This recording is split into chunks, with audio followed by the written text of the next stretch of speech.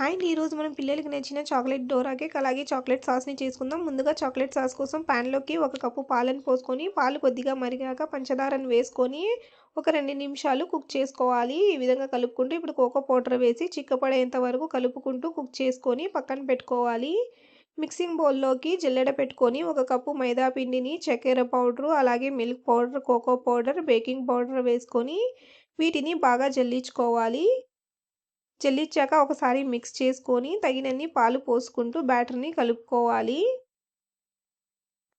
ఇప్పుడు ఇలా కలుపుకున్నాక ఇప్పుడు ఇందులోకి ఒక టేబుల్ స్పూన్ తేనెను కూడా వేసి ఈ కన్సిస్టెన్సీలో కలిపి పక్కన పెట్టుకోవాలి. ఇప్పుడు స్టవ్ మీద పాన్ పెట్టుకొని కొద్దిగా ఆయిల్ వేసుకొని గ్రీస్ చేసుకున్నాక బ్యాటర్‌ని ఒకే చోట వేసుకొని ఒక నిమిషం పాటు కుక్ చేసుకొని ఇంకొక వైపు కూడా టర్న్ చేసుకొని 30-40 సెకండ్స్ కుక్ చేసుకొని తీసేసుకోవాలి. ఇప్పుడు చాక్లెట్ సాస్‌ని అప్లై చేసేసుకుంటే ఎంతో టేస్టీగా ఉండే మన చాక్లెట్ డోరా కేక్స్ రెడీ.